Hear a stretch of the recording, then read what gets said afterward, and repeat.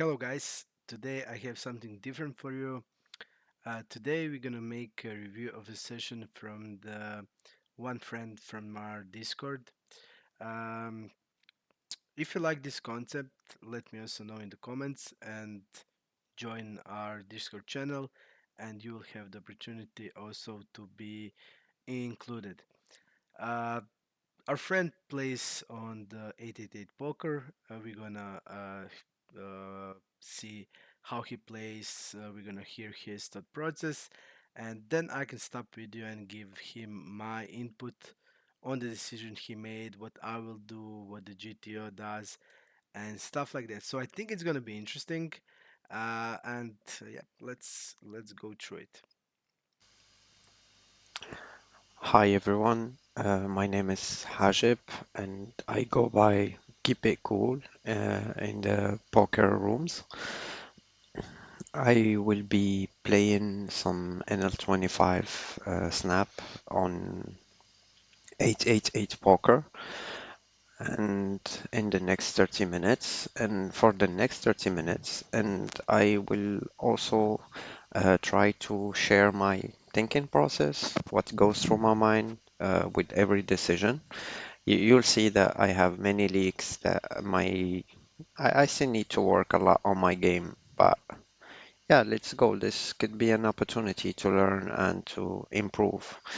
So let's start. Let's go.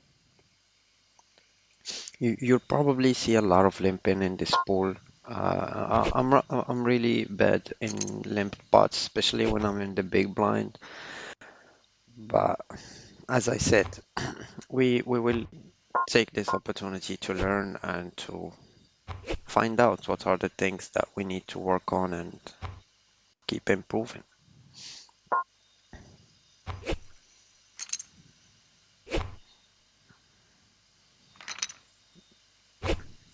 I hope that during this 30 minutes session we get to play some interesting spots, big pots, and I also hope that I'll be making many mistakes because with every mistake that will be a good opportunity to learn. Here we see under the gun limping, we have no information on the player. I think we can ISO from the cutoff with probably all of our range. This is a very good hand, so yeah. Against small stack, I think I will start with a C-bet. I would just use forex when isolating Limper because he's probably weaker player and you want to make a pot bigger immediately. Uh, what you want to ISO, I would say, yeah, if you're opening like 28, 29, 30% on the cutoff, you want to probably ISO like 22 to 22, 25. If you know the limp player, you know his legs, you can ISO basically all of your range, like you said. And it's a multi-way pot. On monotone boards, I think we have to do a lot of checking um, and see from there what we could do. Easy 3-bet, ace king off against early position. I have the free version of hand to note, so I don't really use it that much. I use it more to track my results, to track my stats. I'm not sure what we should do here versus such a small size, and I think we can call once. Not really sure about it. And here we will triple barrel, of course. And just quick update that I want to add. On table number one, you have a check range on the multi-way pot on the monotone board. Um, if you're betting it, and this board you shouldn't be betting, but if you're betting, if there's a couple of weaker players, I just recommend you use like 1/4 size in these situations. Um, On table number two, the right table, we had ace king with tribet. Uh, Usually I go with polar size like more than 5x, but it's okay when he opens 3x, it's okay to go 4x. But generally you should be using polarized range, and you want to just make your size bigger. On the a6-9, you're not betting range, you're going to do a lot of checking, especially against UTG. Ace king can go both ways. I like to check it sometimes, bet it sometimes. It depends on the player a lot. um, if you're betting, you can use, when you're not betting a lot, you can use bigger size. It's both fine. You can use 1/3. Uh, on the turn, generally what we see, like his UTG calling 3-bet would be like sevens plus, probably like sevens to queens. A lot of ace king is should be calling if he's playing GT ranges. A lot of ace king should be calling, and on this turn, when he basically calls the flop, he's gonna call 1/3 size. He's gonna call with sevens. He's gonna call with eights. He's gonna call tens, jacks, queens.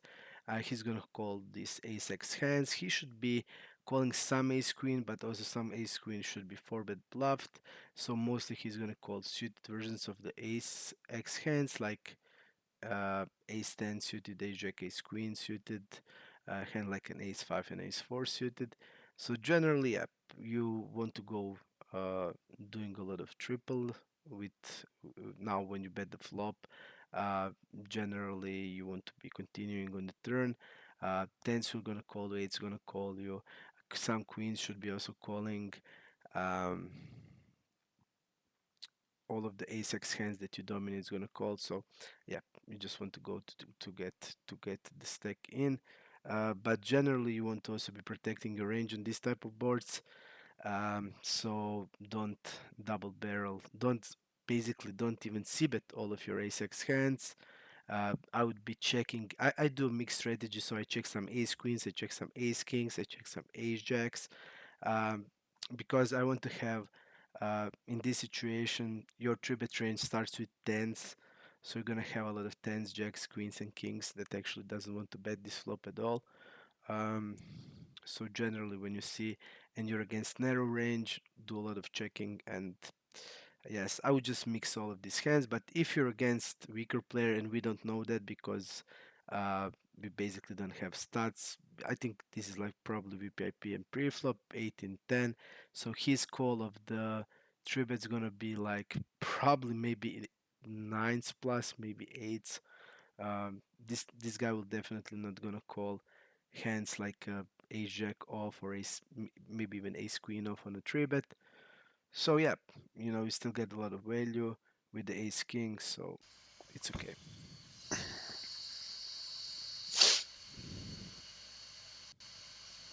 And also on the left table, we can also fold on the flop immediately. Yeah, I think we have an easy fold. Probably you should have, maybe I could have folded on the flop too, but with the gut shot and the small size, I think that it was okay to call once.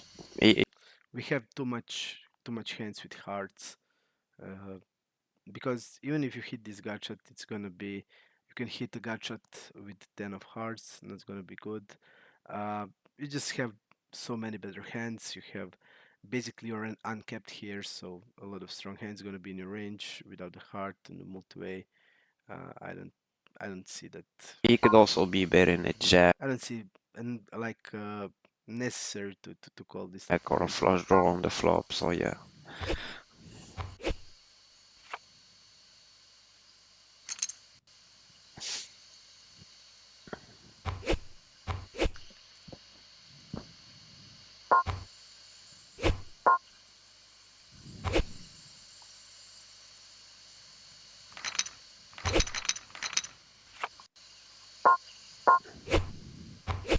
And we fold, and we fold. Poker is a game of patience. When you don't have good hands, you have to wait for good spots. Again, small blind against middle position. This hand is always a 3-bet. Here we can defend. We get the board pretty locked up, so we can start by betting maybe a third, maybe a fourth of the pot. with all our range. Yes, I agree with left. Pretty great board, and you want to bet small. Um, so nice played. Uh, versus small bet, think we have an easy call. We can also maybe raise, but we don't have many hands that we would raise bluff with. Maybe some gut shots like 5-4, 4-3. We don't have many deuce X, many offsuit deuce X as well. So, um, and now we can block, I think, or we can bet big. I will go for big bet this time because if I'm bluffing, I would do the same. I think we can double barrel this turn. We picked up some equity in this 3-bet pot versus MP again, and we get lucky on the river. Oh, probably would have bluffed any brick that is not a spade, and Okay, we we'll could wait get for some. called by a queen, by some two pairs that got there on the river, maybe king 10, maybe 10-9. Uh, oh, Okay, on the right table we had a7, and the board was ace deuce, and you were talking about check raising bluffs. Uh, okay, you're not gonna have many natural bluffs, but you have a lot of hands that want to check raise for protection, and immediately I see hands like pocket threes, pocket fours, pocket fives. You want to check raise those as like sim bluffs, but basically like protection raises against probably whole range that is betting. Hands like Jack 10 we're gonna bet, and when you're just calling pocket fours, pocket fives, a lot of tens, jacks, queens, kings gonna get there, and you're gonna fold these hands on the double barrel. So definitely you want to do a lot of check raising as protection, and you can mix in some ace-x hands that you want to raise. Basically, it's mixed strategy. You're gonna check raise. If you like, you can just check raise your like best your best like ace queen ace jack ace 10 and maybe ace 9, and just check call these lower ace x hands. That's also completely fine. In the left table you tribute with the ace queen suited. The board was like king 9 4. You sib it on the flop, which is correct. You double barrel always on this type of turns because you want to fold off hands like pocket fives, pocket six, pocket sevens, pocket eights. Usually the hands that you want to triple on a brick.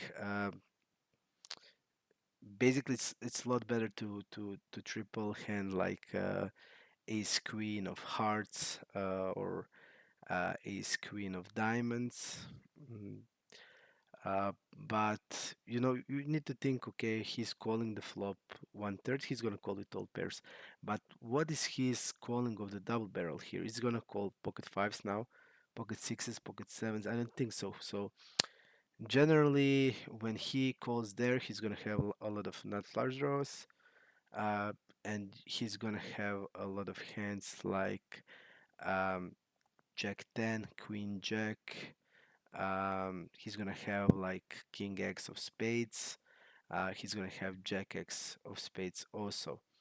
And um, if you're bluffing with the brick on the brick, you just need to at least know like is this guy gonna like call the river with a hand like a Queen Jack on a brick, hand like a Jack 10. Um, Basically, I mean, if you're bluffing some bluffs that are not always bluffs. Generally, by the pool, I think that triple barrel here with ace queen is gonna bring you.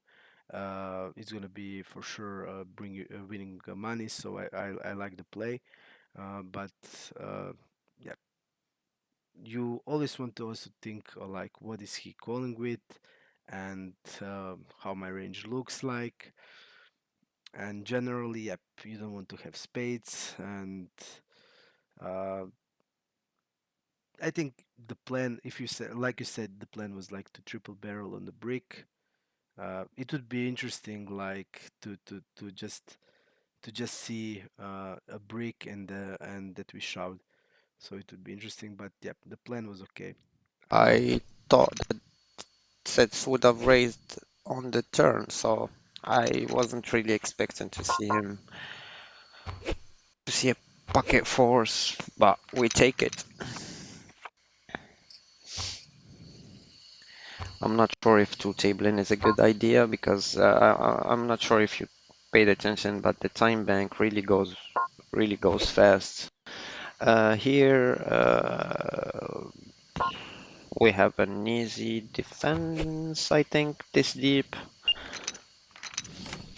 I would probably start calling king 4 suited on plus if we are playing 100 bigs, but this is different a bit. We can defend more hands.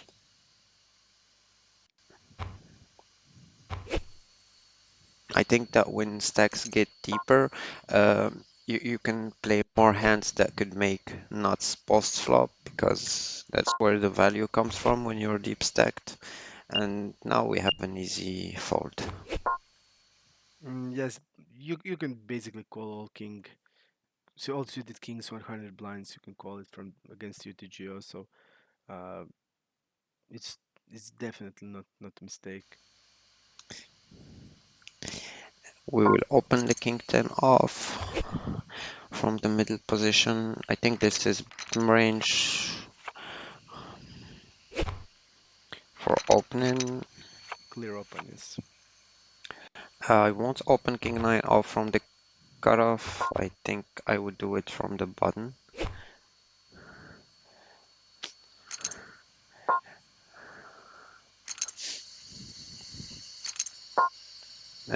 Ace 4 suited against big blind 3 bet. We will check his 3 bet in position. It's like 6.9. We could either 4 bet or call. Uh, I think that this is one of the few rigs in the pool that play correctly. We could have led this flop. I think I should have led this flop actually in the 3 bet, but I think that this flop interferes more with our range, with our calling range than his 3 betting range. So I think I would start betting on this turn, probably bluff non-diamonds. And now I think I will block or check call. Not really sure. I'm not really sure how we should play this river, to be honest. Uh, maybe block is good.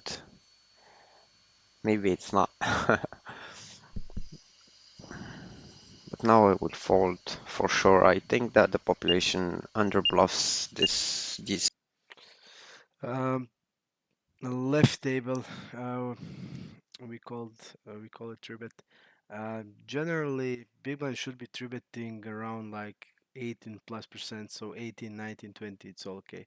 I see a lot of three bets like 12%, and actually, when somebody is three betting 12%, and I don't know, I didn't see actually what the guy is three betting. You said like something like around 7%, 6.9, I think you said. It's probably mixed all positions, so it's going to be around probably 10-12% on the big blind. Actually, the max exploit strategy against that strategy would be a lot of four betting and not calling that much.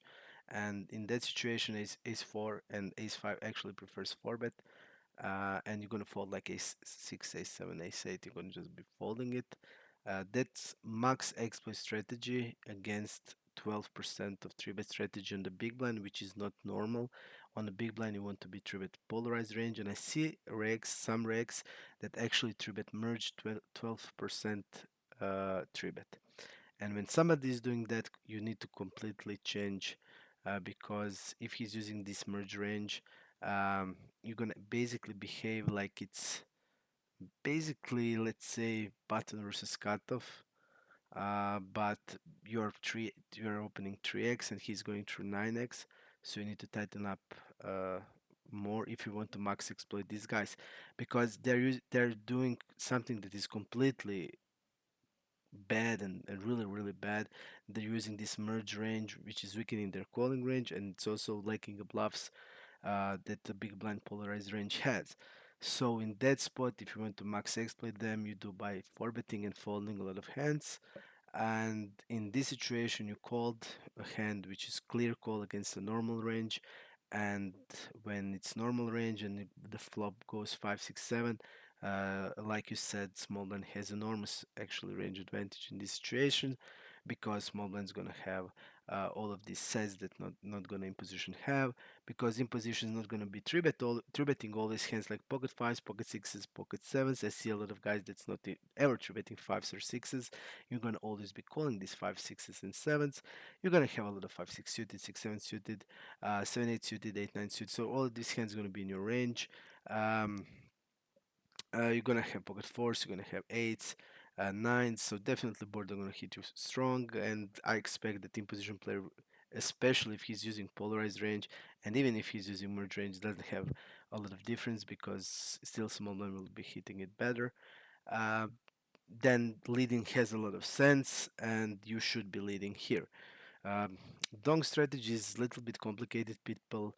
To be able to fully do it, it's better to know how play turn and reverse. And if you don't know how to play turn and reverse, basically, if you didn't study that, then it's better not to do it. Because, for example, here, if you're donking the flop, what would your plan be like on the Broadway turns? For example, I want to know for that first. Then what is your plan on bricks? How your value range looks like? Because GTO will mix leading here with half of the sets. It's gonna be it's gonna be mixed leading or donking with a lot of hands like two pairs, like or pairs. So it's gonna mix still. He's gonna have a lot of strong hands in calling range, and to be able to know to play turn and reverse, you need to exactly know how the range looks like from the flop. And if you don't know that, it's still better to be just playing as a check. I'm not familiar how did you study these situations. If you did, if you maybe did, then you know, probably know how to play it on the turn and reverse. And if you know that, then your strategy will be actually a lot better than a check. Because generally, if people understand range versus range interaction, they're gonna be checking behind this board pretty often. spots. Also, we could have we could easily have a line. We could easily have 9-10. So when he goes all in, I think that it's almost always a flush. I don't think he jams eights, jacks, jacks maybe.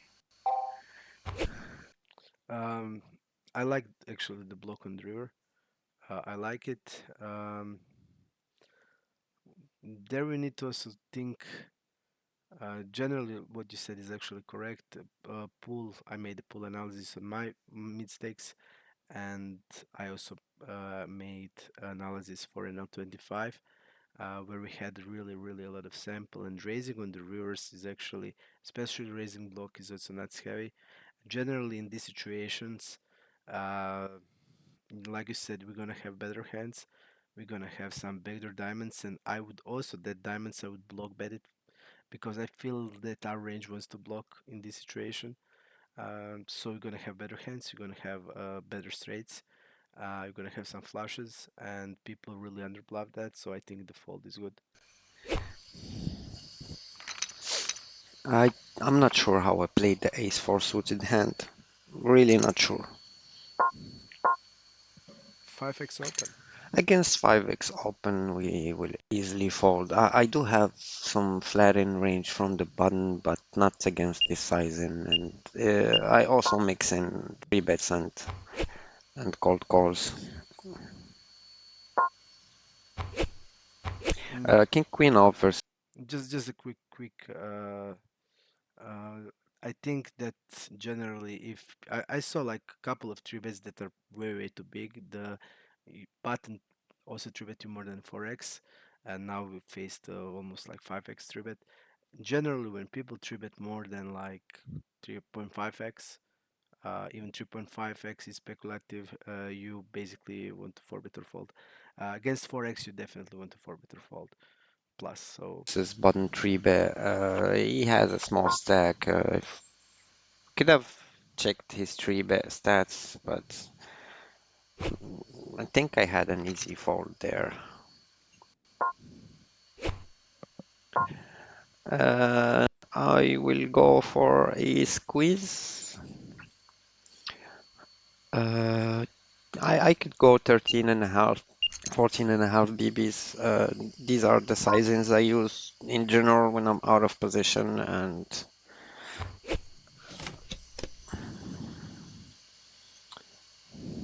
hmm, we have some info on this player that he limp called King 3 off button versus small blind ISO, so not really sure what I should do on this board. I will start by betting small, and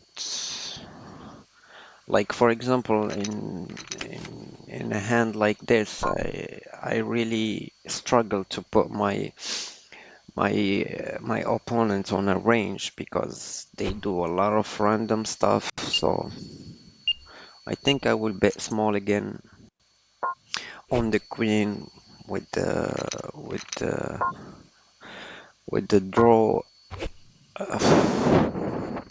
He could have. Could he have? I think I have to fold, but draw into the nuts. He has 25 bigs remaining. We only have to call 18 in. I'm not sure what I should do again in this spot.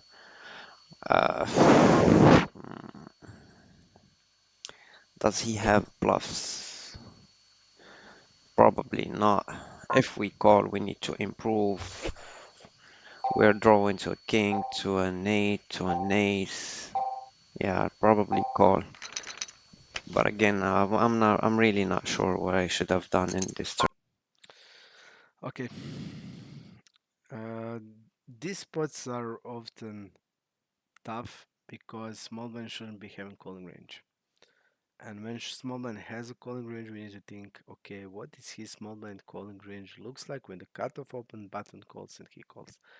Uh, for sure, he doesn't have nines or tens in the range. That's for sure. So how his range looks like? I would say a lot of low pocket pairs.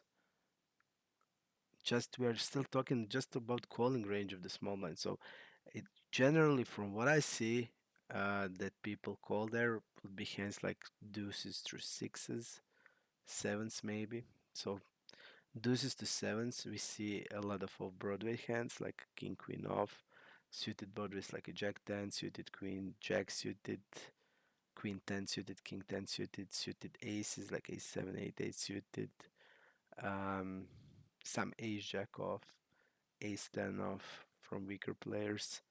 Okay, so basically some suited connector hands like 8, 9 suited, 7, 8 suited, 9, 10 suited. Okay, and when you go with a big squeeze, we need to think, okay, what range we're going to call your big squeeze. I would say he shouldn't be ever calling like deuces, threes, fours, but people call. Um, for sure, they will not gonna call hand like off Broadway, like a king, jack off or king queen call off, but sometimes they still do it. And okay, I on this board like 5, 10, 9, I would actually use a bigger sizing on the flop, and I would bet ace jack because still he's gonna have these pocket pairs. You want to like bluff, and I would basically use big size on the flop, and I would jam the turn. Um, you see, when you're playing like this, you're gonna still have a lot of weak overpairs like jacks on the flop, like jacks, like queens, that actually like turn can just change completely the strength of your overpair. For example, like queen on the turn and you have jacks, not gonna be great. It can be a lot worse. It can be queen of spades. Um, so it can be king of spades. So for a lot of your range, uh, it just prefers a big size. Ace jack. What you want to do with ace jack? because this board will actually just can't hit the small blind, just can't hit him. He's not going to have nines and tens. He can have fives, and that's it. And he can have like 9 10 suited. He's not going to have off. He's not going to call king 10 off or ace 10 off, and you also block ace 10 off. So no, he's not going to have this like good top pair hands. And just putting a big bet on the flop will just he he, he just have to be playing honest against the like a big bet on the flop.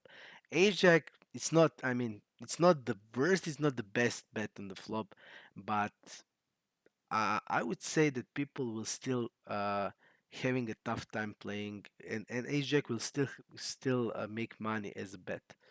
Um, and if you like bet big with the ace jack and he jams, I mean, you can just easily fold. And I mean, if he jams, like what he's going to be jamming here, he's not going to be jamming pocket fours on the flop, but pocket sixes, pocket sevens. So he's gonna have to be playing honestly in this situation because basically when you bet big, you're not gonna do a lot of folding. You're gonna fold like ace jack, but you're not gonna fold, and you're gonna have here ace 10. You're gonna have king 10 suited. You're gonna have here nines, tens, jacks, queens, kings, aces. You're gonna bet big. You're gonna shove. You're gonna always call. So yeah, I would just pressure the range that shouldn't be having at all. He shouldn't be having any of these hands that he's calling in this situation. So I would just be punishing with the big bets. Playing it like this, I mean, on the turn he actually reps like a king jack there. He basically says he has a king jack or like queen 10 suited, I would say. But even like queen 10 suited, I don't think it would be like a min raising on this texture. I think like queen 10 should be just jamming. So I would say he mainly reps like king jack on the turn. And you know, I just think like a big bet is just way better than this. Played like this on the turn, even on the turn, you're like not in the great spot because people never have bluffs, min raise bluffs in these spots. You double barrel, he min raises, giving like the best odds in the world. I didn't see like a bluff in this situation from like ever, and they will mostly have like what they rep. And it's not the best spot, but you need to like give 18 for 130, I think. Um, yeah, I mean, you actually, I mean, you have some like reverse implied odds to hit the 8, and he will probably have always king jack. So actually, you are on the like on the edge. Whatever you do, it doesn't have like basically a lot of impact for your win rate. So it's a decision whatsoever. You can do one or both. It's basically the same. I think I should have just folded.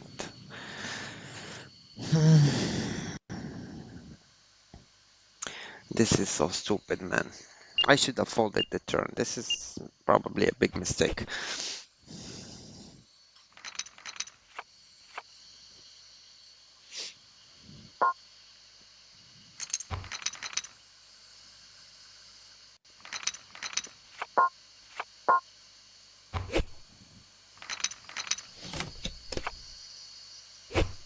Especially when he min clicks it on the turn. It's usually always the nuts are like very strong hands. But again, when you see the stats and when you see the notes and everything, I mean,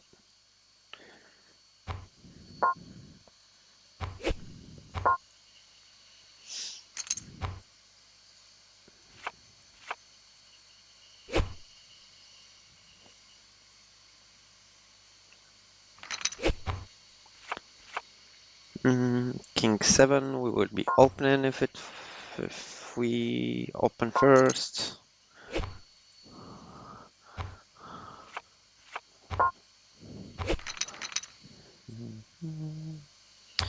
We see a flat from button. We can check quickly. Ace flat in like 9.8% of hands. I check a lot on monotone boards when I don't have the position. Uh, on the turn, again, I'm not really sure what I should do, but check-in should probably be okay.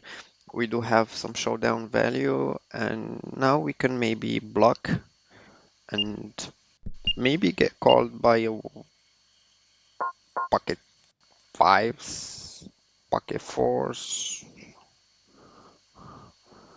What else? I can't see many hands that are worse than ours and that would call. Probably some ace highs. Maybe I didn't think of it enough to I think blocking like 20% is okay in this situation. He's not going to be also raised, and you should be having check range out of position. So on the monotone boards, you should be having check range, not like betting anything. And you're gonna actually have a lot of hands that can also call raise in this situation, and you're not gonna be raised quite often in this situation. So yeah, black block 20% should be okay.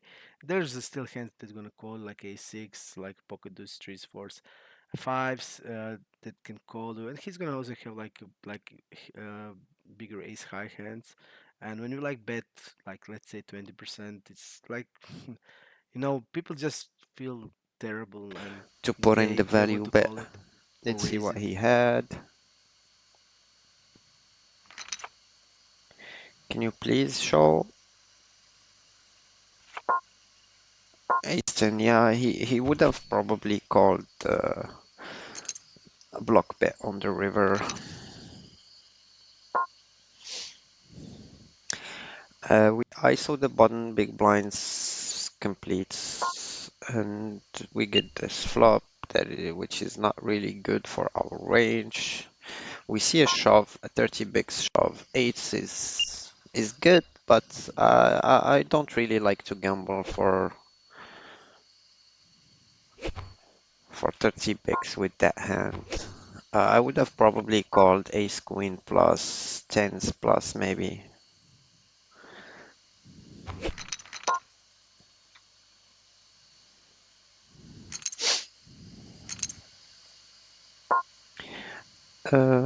I think I will start with a civet.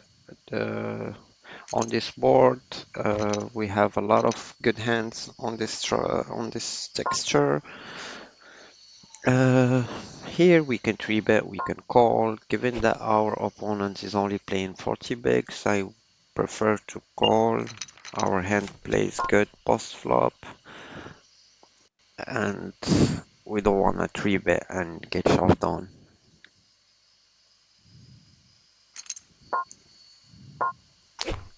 Uh, if he had bet like smaller, I would have probably raised, but versus like 60% pot, I would just call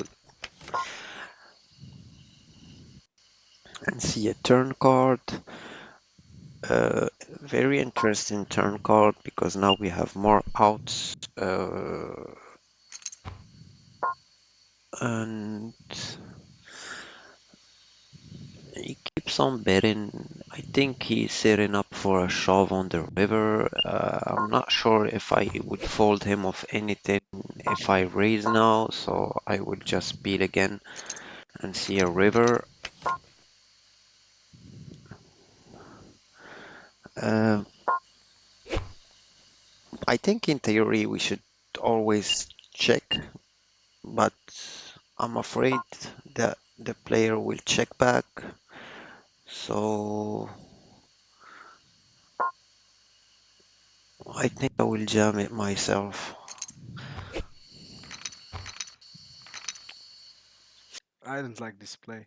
I think on the turn you have a clear jam. Um, when he bets bigger on the flop when he should be betting small, I think you said it correctly. You don't want to have a lot of raises actually there. Uh, if you want to have some, then uh, the SPR needs to be bigger, and SPR is really small. And if you're like check raising here 9-10, and he's gonna shove, you're not gonna fold. So I would probably do a lot of calling with Queen X hands on the flop actually, and when he double barrels, I think like you have the perfect hand to be shoving on. You said he's not gonna like be folding much, but yeah, he can just bet on the turn hand like pocket eights, for example, uh, that bet the flop big, and now he's like turning the size down. He didn't actually put the sizes to a pot shove on the river. so he turned down the size actually on the turn. That indicates he would probably bet even hand like tens or jacks, tens or nines, or jack X hand on the turn. If he's not gonna fold these hands, okay, I don't have any problems. Let him call. Hand like pocket eights on a shove. It doesn't really matter, but I think like uh, these things will happen a lot when you just hit the flush. It's just gonna be donking it, which is not correct, especially on the ace of clubs, because now you don't have actually many flushes at all, and to be donk shoving it on the river, it looks super strong. And he snap folded. That means actually that he probably did bet hand like a pocket eights or hand like a weak jack X, and you actually block like jack 10. And yeah, he'll just think about like with the king jack, maybe a few seconds he wouldn't like snap fold it. Um, so definitely yes, he's gonna be betting the turn with the ace king, with the ace 10, with maybe some other like ace of spade hands, like ace five of spades, for example, to fold out ace five of spades. Not that bad result. So definitely jam on the turn is a play. Uh, uh, you basically don't care. Yeah, you don't need to be thinking is he gonna call me or not. You're just gonna be jamming. You're gonna call the flop with a lot of queen x hands that can jam on the turn. Hand like a queen 10, for example, queen 9. I would just jam it on the turn if he double barrels, because when he double barrels and the club got there, or like ace, and he's gonna do a lot of check behind on the rivers. So, and there's no need to balance or protect the range in this. So I would just be showing a lot of queen X on the turns, and showing this is like super good. And we should done it. I think that the playing style of the pool, if he had a queen, if he had an ace, if he had a jack also, it would have always called. So I don't mind my donk shove river, even if he folded, he probably had nothing. So I think the donk is looking super strong. And I just think that even fish will perceive that it looks super strong. It just looks super strong, and uh, from the reasons I explained, we shouldn't be in that spot that when we donking it on the river. We should be just jamming this hand on the turn, and it would be. And then if he calls you with like pocket eights, let him call with pocket eights, because he did snap fold the river. He would think with everything. If he had a queen, if he had a jack, he would just think like 2 seconds. He just snap folded. That indicates he was weak, and that indicates that your call on the turn. Your call on the turn if he has pocket five, uh, and you just like, and the river is like a brick, and he shows you pocket fives, you just feel terrible. I mean, I would feel terrible for it sure. would have went check check. Anyways, the population does not really pull the trigger on the river when they don't have anything, unless unless unless it's like bigger pot with like three bets and stuff. But in general, in single raised pots, I didn't see that much bluffing from the in position players. We see a limp from under the gun. These are the spots where I lose like a lot of ships because I hit like some middle pair or some gut shots and stuff, and they start betting, and I start calling or raising, and they end up showing very strong hands that they should have never limped. But what can you do?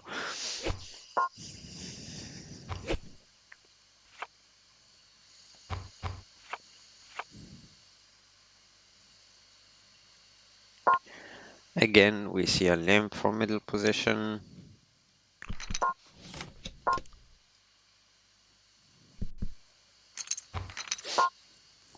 I'm not really interested in this spot. Uh,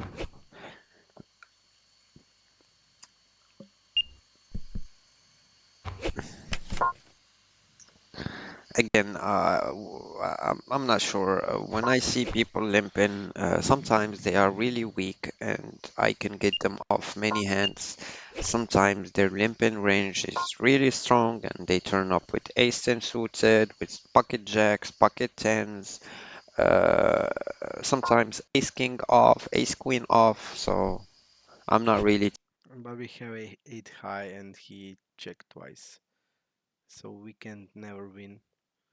And his range is checking twice. Uh, I would like probably overbet the river now, mm, because their check range is generally be really poor, and yeah, just double checked flop and turn. Um, you're gonna still have some jack X hands. You're gonna have some queen hand, queen like queen three off that check the flop and maybe check some turns when the jack comes. So you can just overbet like queen for value always. So we have 8 high, and 8 high is not Tempted to gonna try to win ever. steal this 2.4 BB spot.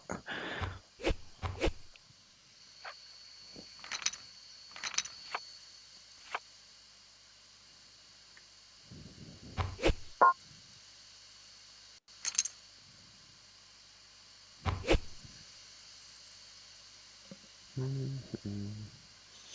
I am considering investing a bit of money on the tools I use to track the results, uh, like good tracker, good herd, and the thing is, I think that at the limits I play, uh, it is important and it will be helpful, but also I think that if I make it to 50 NL, if I manage to move up the ladder, uh, I'll probably then start investing more money on the tools. For now, I will just keep on going with the basic stuff I have.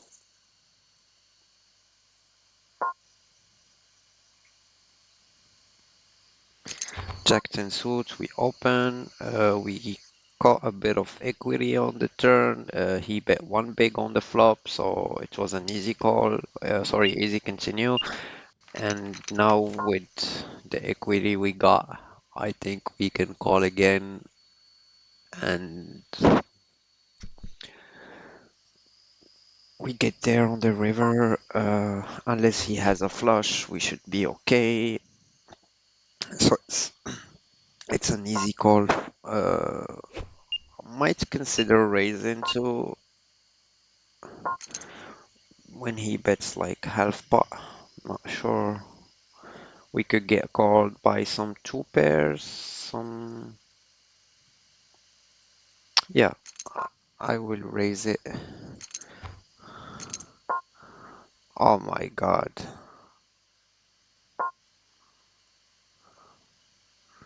Man, this is crazy. I probably won't fold, especially to this player. He's been doing this like he is the one to whom we lost the ace jack pot. But again, this is probably always a flush. Um, I think that river is if you're raising the river here, you don't want to raise it with the size that you did raise it, because your size is so imbalanced that you just look like a straight, and your raise size should be including straights and flushes into one size. Why? Because if you're doing it like this, you need to balance and put a lot of flushes in this size, because you can just be run over by jamming in this situation. Because when I just saw your size, it's actually saying big sign I have a 9x, and player in position is uncapped and he can have a flush. And if this guy would jam on you, you would probably fold the hand. So definitely when you're raising the river, you want to have one size of raises and think how your range looks like and how you want to put uh, that's how your range looks like. In your range looks like some 9x, not much of them. You're gonna have hands like pocket nines, 9 10, hand like 8 9, jack 9. So not gonna be bunch of. It's gonna be some 9x hands, but not gonna be bunch of them.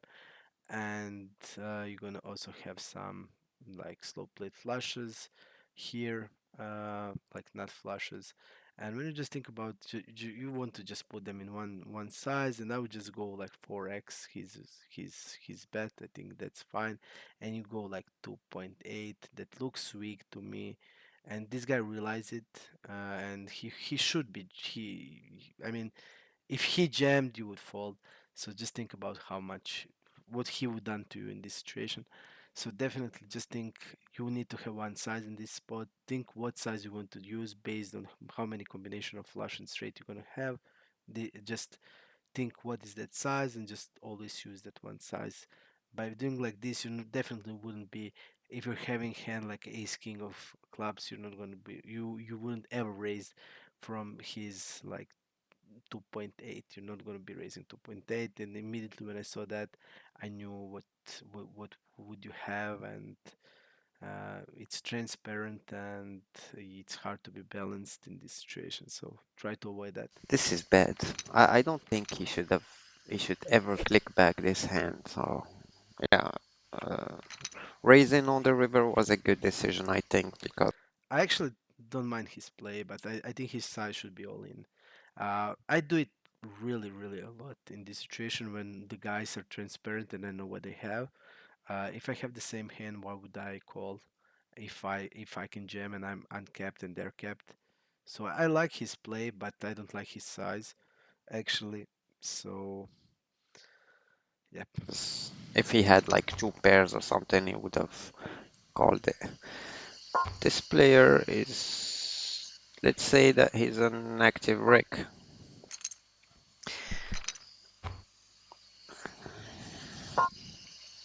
This is a limped pot again, I think.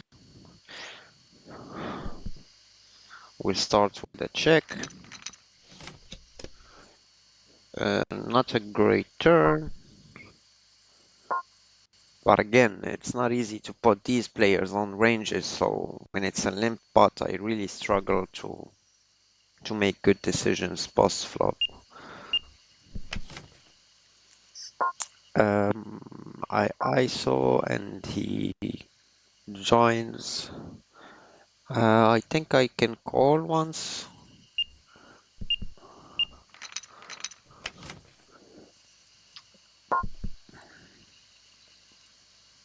I'm not sure what I should have done on the turn with this hand. Probably could have bet against both players. On the flop, I think we have a bet. It's limp pot. We are multi-way. We have middle pairs. It's gonna be often good. We we just have to be bet. You play this limp pot really passively, like you're afraid of it. There's no need to be afraid. Most of the range will be still weak. Uh, you don't need to put them on exact range, and it's not even necessary. But you just you can just see spots where they can be strong, where they can be strong. It's like Jack Jack 8, your middle pair is strong hand in this. I mean, strong. It's not like super strong, but strong enough to get a bet in and to get value from worse hands. And you're gonna be bluffing here, hand like a 9-10, some flush draw hands like low flush draw, like a 4-5 of spade, 4-6 of spade, stuff like that. So like leading the flop is good. You're gonna lead flop with Jack X hands. Sometimes you're gonna check raise them. It just depends what type of Jack hands you're gonna have. Depends of your opponents, but generally, I think leading here you don't want to like get the turn like 9-10.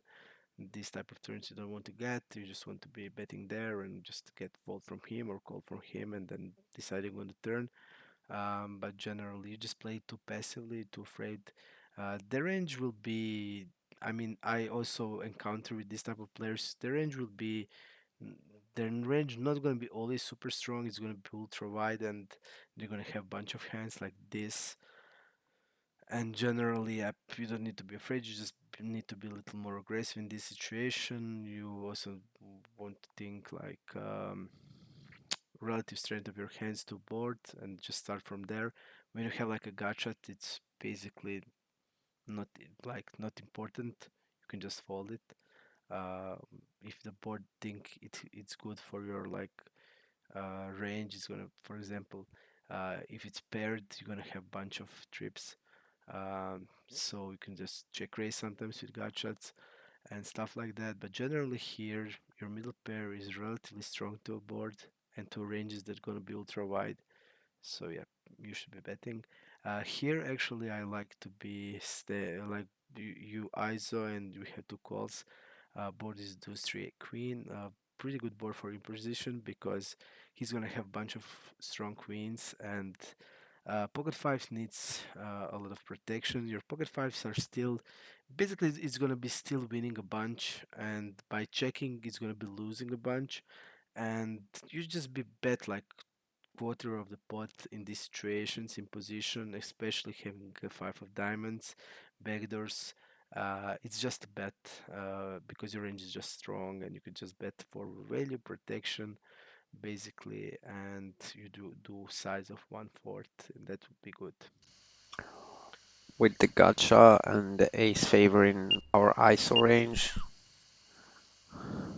You see, like And here you see his it's like what you can do with pocket fives. You know, you bet the flop he calls. You have you get the turn of the ace, and you block ace five. So, you just have like a clear bet on the turn because ace really favors your range. You're gonna bet ace king on the flop. You're gonna bet ace jack with with jack of diamonds. Like hence like a ace ten of spades, ace with ace ten with ace of diamonds. So this ace gonna hit you way better than gonna hit the guys that are calling ISO and calling the flop on the deuce three queen in a multi-way.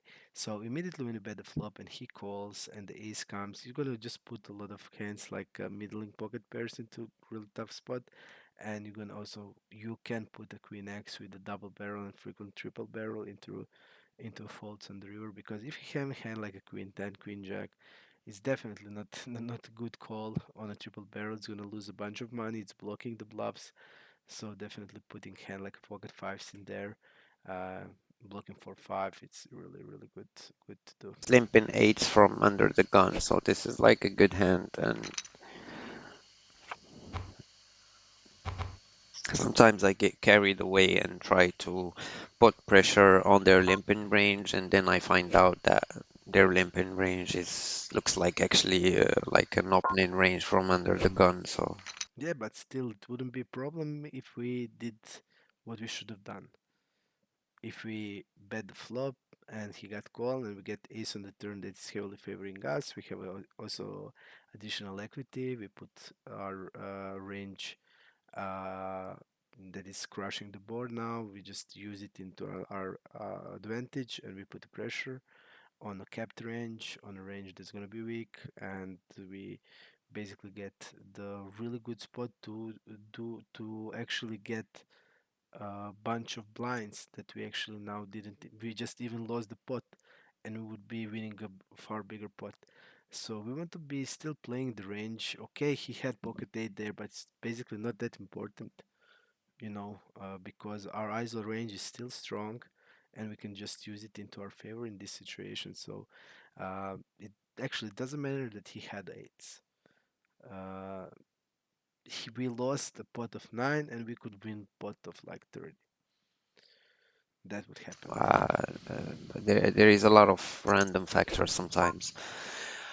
I will ISO against this player. We saw that he's capable of making mistakes post flop and that he overplays his hands sometimes. Here we go for 3-bet against the cutoff. This time I will start with a c-bet on the ace-ace-3 rainbow. He should have a lot of hands that would fall directly. Uh, we can check his fold to 3-bet stats. We have no info. We'll start with a c-bet.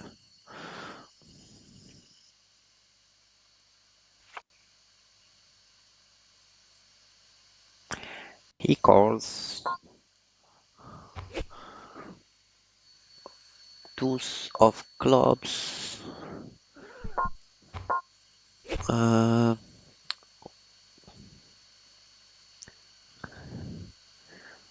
Uh, I will try to pressure his king highs, queen highs floats, although he shouldn't actually have many of those. But again, with the random factor, I am really struggling to put him on a range. You can see his stats also 77-15. That's like really crazy. And I believe that I'll be snap called by anything if I triple barrel this river, but still I will go for it. Pressure everything that is not an ace or a flush. And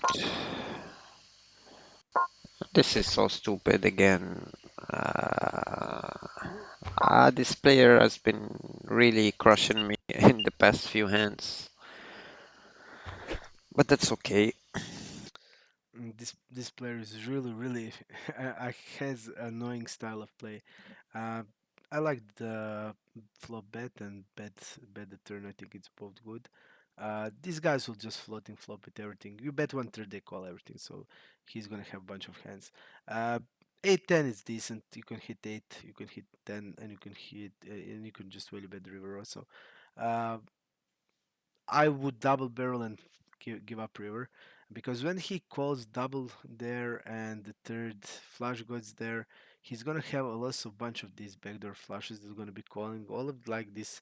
Suited king, suited queen is not gonna ever fold, and also he's gonna have gotchas with the flush draw, with the flows that he's gonna be calling the flop. So he's gonna have decent amount of flushes there, and that will not fold. I don't think basically these type of players are fold happy with pairs in these situations.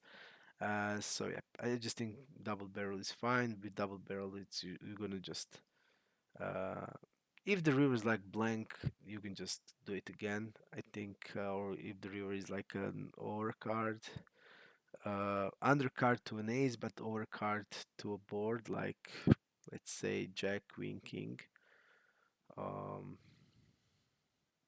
or Brick 9, because now we had 8-10, so it's basically similar. We value bet if the river is 10, we value bet. So I think like on this type of the rivers, when the flush goes there, and yep, I would just give up. But if the river is like Broadway, basically Broadway, if the river is Broadway, then definitely yep, I would just go with the triple. Maybe he had ace jack or something. Monotone board, we have the queens. We have no hearts in hand. I think I will start with small c bet. He could call hands with the hearts. He could Use really smaller sizes here. I even like 1 BB is good in these situations. 1/3 is just too much for queens here. I just think like you can just go really small. People will really play poorly against it. My pool plays really bad against one big blind strategy on the monotone board. They don't know they don't know how much they need to check raise. They don't know how much they need to slow play, and actually they need to call a decent amount of flushes to that size also, and they play poorly against it. Like this size is very big. call this, some pocket pairs with the hearts. So yeah, we can still bet for value on that flop. We have the position also, and if we get raised, we'll probably peel one and assess again on the turn. Here I will fold. I will start calling something like probably king jack off plus.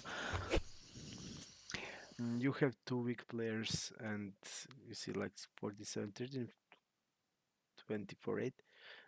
Two weak players, and definitely like King 10 is called there.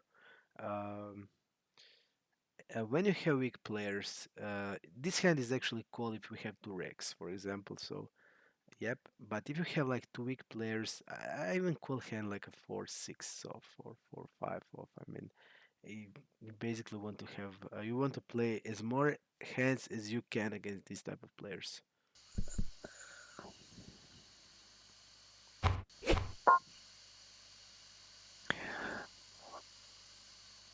Versus small, I will peel. I think we have an easy call. This card should probably stop him a little bit He was betting an ace.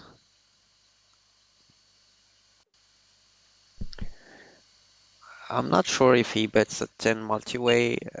With our hand, I think we have an easy call on the turn again. We unblock all the king queen, queen jack hands he could have. Hearts also.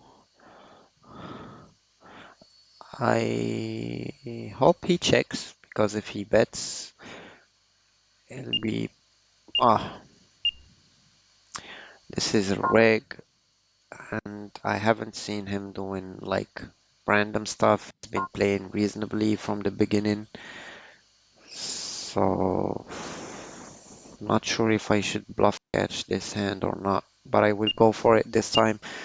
I think he could be betting 10-9, 9-7, queen 10,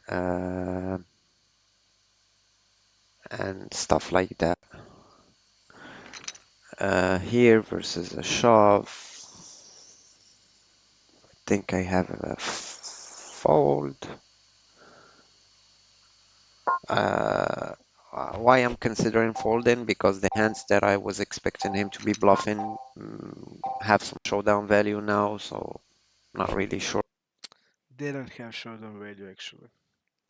When you call, when you call on orbit on the turn, there is no showdown value anymore with Queen X. Um,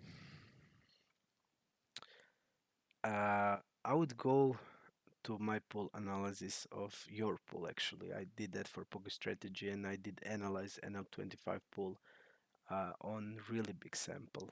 It was sample with really a lot of hands and we did that analysis and in this situation multi-way when they overbet the turn uh, the bluffs are not there ever. The 10, like you said, it's still good for you. You're gonna call all 10x hands on that one fourth size on the turn. And actually, he can bet one fourth with with 10x. Sometimes it's people do it in position. Um, when he overbets in a multi-way, where you call the flop, and when he overbets, usually yeah, they are just really in this situation, especially in this situation when the turn is paired a middle card. I don't think I saw one bluff in all of the pool that we did in exactly this situation when middle pair, and this is like perfect example there. So it feels you're beating a lot of things, but actually the pool when that 10 hits and the guy is 22-19, so it's classic reg. I don't see a chance there, and he actually played it correctly because he's really polarized on the turn. He when he overbets, he's really polar. He's saying I have trips plus, and they will have trips plus always. And you play the hand like okay, I'm calling the turn and praying that he just checks the river. If you're playing the hand in that mindset, don't call the turn. If I'm calling the turn, I have a plan for the river, and if the plan is that I'm calling the turn on that stop, I feel the guy will be over bluffing in these situations with the betting on the turn. He's gonna be bluff heavy in this spot, and I'm gonna call every brick river in this situation. That's my plan if I'm calling the turn. There can be a mindset that I'm calling the turn to fold the river. If you're having that mindset, then everything will go to hell. It can be that mindset. If you're calling a hand on the turn and folding it on the best runouts on the river, I'm not saying queen is here actually one of the worst runouts, but let's say uh, uh, by your way of thinking and by your way of explaining, I just saw that your strategy is to fold the river. If the I would just say what if the river is like three and he jammed. I wanted to see what would you do, and I'm sure you would have folded there. And you would said probably the pool doesn't bluff this spot, and it's true. Pool doesn't bluff these spots, but pool never overbets the spots on the turn when the middle pair card pairs, and that's the like it's less of the chance they will be bluffing multi when the middle pair pairs Here, then they will like triple barrel it. It's just insanely they're showing insane strength in the line of the multi-way when you when you're gonna have bunch of tens and you're gonna have bunch of ace-x hands that call the flop. Uh, and yep, uh, I mean everything is okay. You call the turn, and but it's not an easy call. You said it's easy call. It's not an easy call, and your mindset would be to call the turn to fold the river, and that's the worst mindset you can ever have, because if you're thinking like that, you're not thinking correctly, and you will be just losing a bunch of money against the players that's going to test you in the rivers for sure. So when you call the turn, you need to in your head have a plan on the river, and plan can be when the river comes. When the river comes, your plan is over then. It's like you're going into battle, and you're gonna say, okay, when they attack me, I'm just gonna make a plan. No, you're not gonna make a plan. When they attack you, you're gonna be in panic. It's gonna be over. You're not gonna be making any good plans, because plans are making when you have silence, when you have concentration, when you have the time to make plans. Plans can be made when things go in action, when it's something going on and you get shouted on and you're making plans. Then first you can make good plans because you're now in the heat of the moment. You're now you have some certain level of stress now when he shoved the river, so you can't make a good plans there. You should be making plans on the turn. What is my strategy on the turn? What does his double barrel range looks like? And then what is my calling range looks like, and what is my plan on the brick rivers, what is my plan on the worst rivers for my range, what's my plan for the overcards, like Broadway hands, that are completing the bluffs, like we got, like queen, like a jack on the king. If the kings comes, we have the king kicker. Is it plan to call on the river, is it plan to fold? We have that, we need to have that covered, and then be ready for decision on the river, because praying to be checked, it's weak, and in poker weak plays are not going to be rewarded when you play decent opponents ever. Or why he would bluff king queen or queen jack anymore when that queen hits on the river.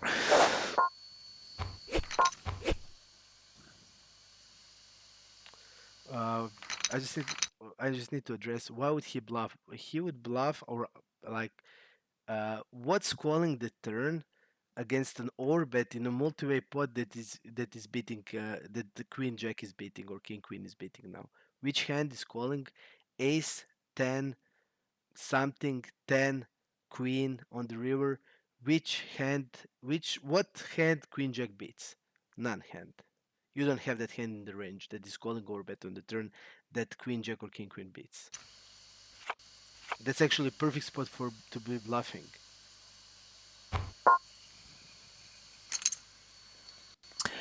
Sevens, we can three bet, we can call. We have no info on the players, on the blinds. Uh, I will go for the three bet this time. I would have flatted the sevens if, like, for example, I saw that big blind was a fish or was like having spewy stats pre-flop. But with these stats behind us, I think it's better to three bet and play a heads up pot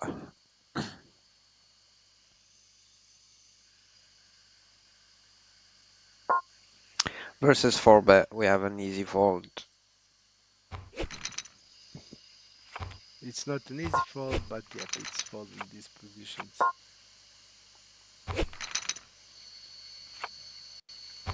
Many interesting hands in the past few orbits. I think I made plenty of mistakes. Uh, but again, mistakes are opportunities to learn and to improve the game, so I don't really mind making mistakes. As long as I'm thinking about the hand before making the decision and trying to find a logical path to what villain is doing, how his range would look like, how mine would look like. Uh, versus 4 BBs open, I think we can still defend all of our pairs because when we hit, there is a big chance that we win a stack. King Jack, I folded versus a 4x open from under the gun who was playing like 40 or 45 BBs. Here with the spade, I would have called. Without a spade, I will just lay it down on the flop and throw it to the muck. Wait for a better spot. Again, against the other player where when he had like the flush and I had the king six suited. Uh, as I said, that player was a reg, and I wouldn't always call down with the king six. I will just mix in some bluff catchers from time to time, just in case I see that he's doing something out of line. But Yes, I didn't address that hand. I mean, uh, here it's like really, really player dependable, and in HUD I have that line really, really covered, and it helps me a lot in these spots because people play differently. I see guys that has check, check, check, check step like 70 to 12, 25%, a lot of them. And when you see the range is like always value heavy, you can just an easy fold. But generally, just like when you think, when that six comes, how your range looks like, it's gonna be sometimes called, sometimes not, like you said. Um, we're still gonna prefer to have a heart there, and but generally when the board like goes like that, you're not gonna have too many stronger hands that is checking twice on a board that is c betting frequency high. So actually it's I would say high up in the range, but it's like really, really player dependable. I think that these are also under bluff spots, like check, check, check, check, bet, because when you're like checking the flop and checking the turn, you're actually showing that you have a showdown value, and a lot of people will just not bluff the bottom range into a range that has a showdown value because they are afraid it's going to be called. They need to be creative with their sizings to be just wrapping the stuff that has sense for the imposition player to fold his showdownable hands, if I pronounce it correctly. So player out of position needs to be creative with the sizes to be wrapping a hand that has a sense for imposition to fold his hands that has showdown value. I would say it like that. yeah, he had the flush that time. He probably bluffs the queen 10 or the queen x or sorry, the gut shots, the draws he could have had on that flop. It's also interesting that we had the diamonds and the diamonds were unblocking every flush possibility and backdoor flush possibility from flop to the river.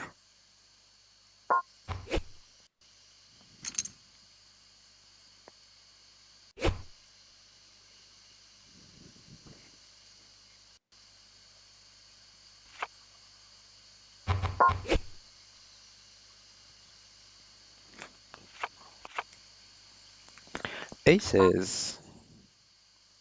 Everyone gets excited when they see aces. Here, I will start with a c-bet on the king high board.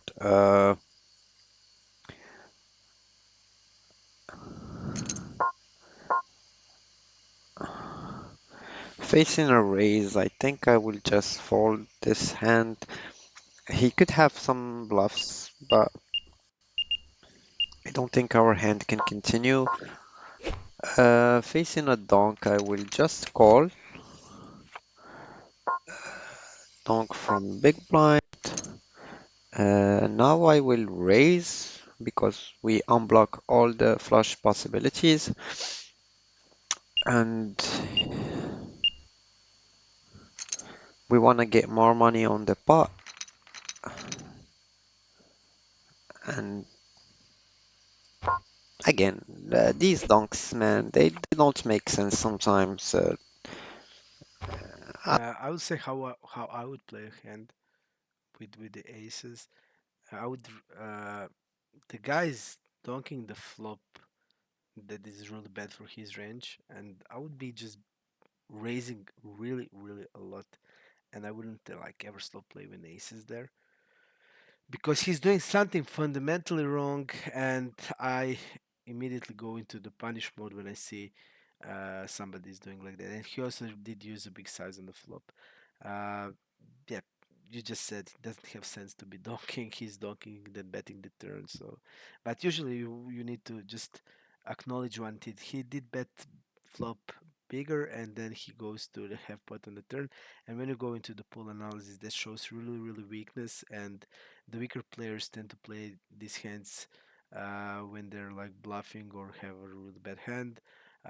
If he's having there like a stronger hand, like a good ace or basically like any ace, uh, okay, if he's having a good ace, some aces would be going this size, but generally they will have like one pair hand most of the times in these situations, and they're just like sizing, uh, big sizing leaks, and you to have that covered can like just to, for example, now if you call the flop, it has sense to be calling again once more on the turn, because yeah, they were just gonna be mostly weak there, and yes, there's the two flush draws, but basically I don't see that they will bet big with the backdoor draws, so you can just discount that. It's not gonna be happening very often. He's not gonna be dunking the flop big with this type of hands very often, and yeah, you can raise them and but I would just raise the flop basically. I'm telling you that if you want to punish them, you're punishing them on the flop and mix a bunch of bluffs. But when you're just raising them on the turn, it looks super strong again to me. And yeah, it's gonna look super strong to also weaker players. The best strategy is just to immediately attack them when they're doing really something that is completely out of any logic and any sense. Uh, just immediately just start to I punish don't them. know what he had, and I really can't think of any hands that would play that way. Uh,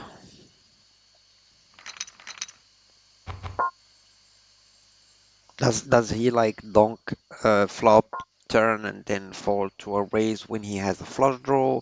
Does he just donk and fold anything when gets raised?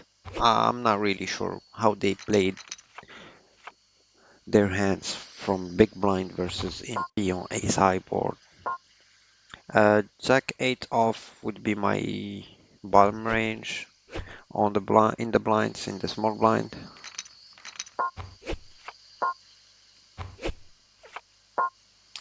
Pocket sevens we open under the gun. I go from pocket sixes and plus. If I see many weak players, I can start also opening some pocket fives sometimes, but never pocket fours, pocket threes, or pocket fives. Uh, I'll start with small c bet on this board. It does interact well with big blind's range, but on the same time, I don't think he has many deuce X. I'm not sure if he defends uh, offsuit ones, like,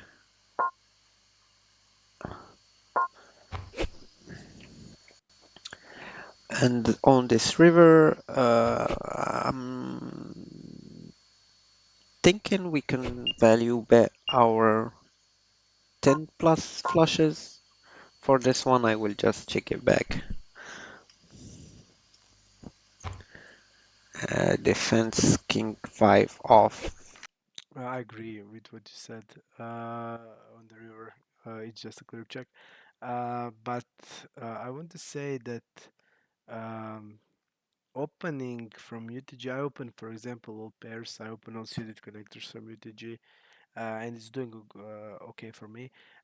It's it it has some rake. You need to take a rake in considerations in it, but generally I feel like you can open all pairs on UTG. I open also all suited connectors because I really like to play them, but I mean pairs are better than suited connectors, so I just feel like you can open. You're not going to be trivet very often, especially in this pool, and yeah, you can just utilize your range in a lot of spots and bluffing with these low pairs. And we had like a really interesting on one stream that I made. Uh, I I was just opening like deuces trees, and people will say why we open these hands. They're gonna be losing money, and I also said I felt like they're not losing money to me, and we actually going through my database, and I actually had like winning with these hands because I just felt it's gonna be played good, and I feel like pocket pairs really played good. Uh, there's like you can they're usually good bluffs because you often have unblockers and you can just utilize power of your range on many runouts and many boards. So I just feel like you can open them, but it's player dependable. I mean, rake considerations are there, but I didn't ever like paying much attention to rake actually. Uh, but I just feel like they're playing too good to not be opening. But these players, man, they do some crazy stuff. Like his hand should have been a fold pre-flop. He should not defend king 5 off big blind against under the gun.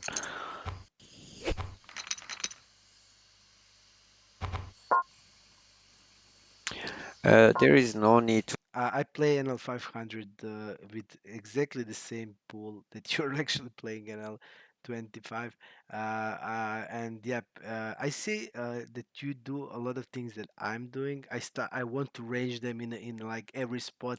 And then I just realize in one spot they're playing the hand like that. In other spot they are trapping me with completely nonsense of the hand. And I always go like into the like into my head into this big conversation like you're having. How did he have that? How did he has that? They just play by the feeling. If he's feeling calling king 5, he's gonna call. I tribute some of them, they call 4-7 off of the position, they just feel like calling that hand. So wasting time and your energy for that is going to be taking you away from some other bigger stuff, more important stuff. You need to be in a good mindset always.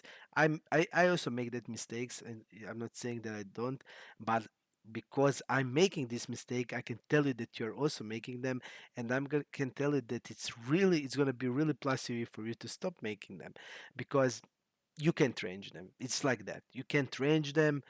They will have bunch of hands that doesn't have any sense, and with a good HUD, you will have the opportunity to take advantage of their lines. You're not going to still be having a tool to range them 100% because his their range will be super wide, and you just need to just see what big leaks they have, and which you can just capitalize. So there's no need to ranging them. Don't waste time. Just try to see what what what is the most in their strategy. I mean, you have to have some sample, I see that you're taking reads. That's really good. I always take reads, but I always do it after the session, and I just go through hands and I just write it against the players, and it's helping me a bunch also because from that you can just make the really good counter strategy for them, and you will have no problems. But wasting time for ranging them, it's not going to give you anything good. You will just go into like semi tilt mode because they'll just often really often come with hands that has completely no sense, no logic, no anything, and on GTO basically totally opposite to anything that that poker brings into the game, and that poker is as a game. And yeah, it's also like really frustrating me, and my pool of are the site that is called Super Sport Poker that has bunch of these players. Yep, it's just, I mean, but from one side it's interesting to play these players, from other side it's sometimes frustrating, but generally, yep, you just want to teach these guys a lesson. They are there basically giving their money to teach lessons, and some of them will never teach the lesson. So just just sit like that. They will be doing completely stuff wrong, and and the time will come that they will need to pay the bills, and you want to be a guy that's gonna pay them. That's gonna be not I miss I didn't say what I wanted to say. You're gonna be the guy that's gonna charge them, not pay. You're gonna be the guy that's gonna charge them for all the bills. To squeeze this hand. If we do, we'll probably get called by all of these players. So let's take a flop and see what develops.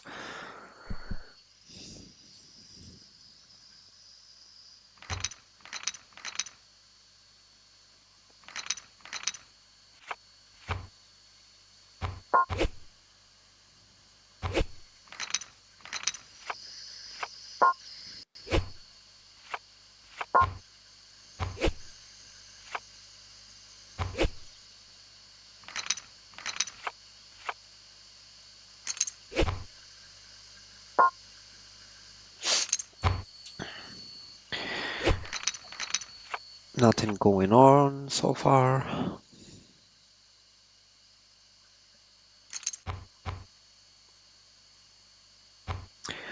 Um, I will fold this hand.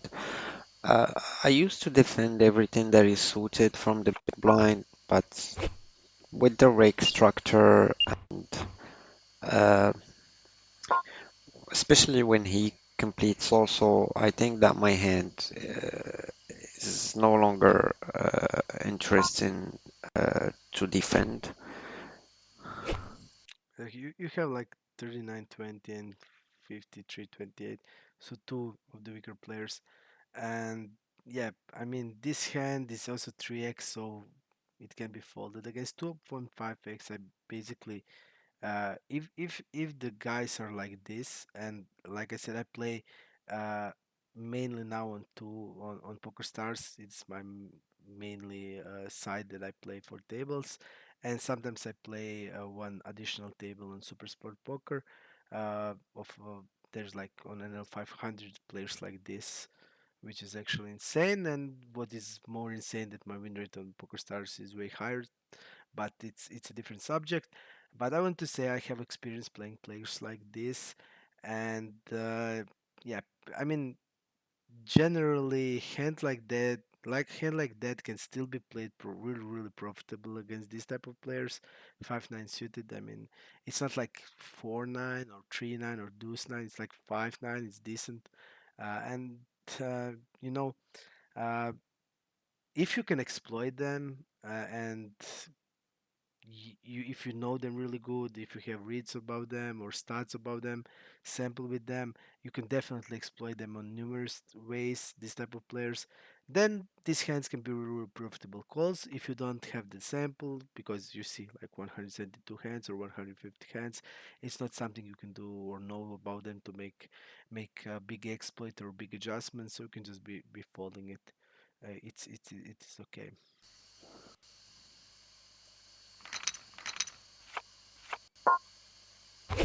I would probably defend 10-6, 10-7 suited, uh, 9-7, 9-6 also probably.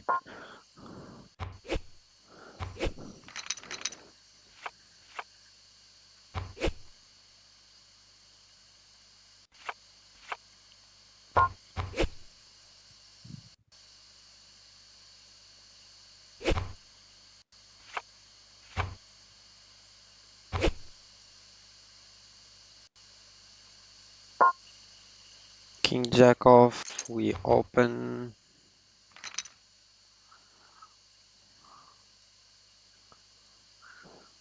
This player is cold calling too much a bit. Uh, I normally go for 11 BBs, but since he's short stack, I will just put 7 BBs this time. Uh, versus the 1 BB donk, I think I will start by a raise with our gut shot and two overs. And now we can like do wherever we want. I think I will bet a bit big to try to get as much money as possible if he has like pocket sevens, pocket fives, or a six or anything. Uh, not sure what to do. Again, he donks one big, I raise, he calls. So sick. What can he have? He can have a 10, he can have a 9, he can have Queen Jack, he can have Ace Jack, he can have maybe he can have pocket sevens too. But anyway, we can either shove or we can peel and play a river versus such a small bet. I'm really tempted to shove.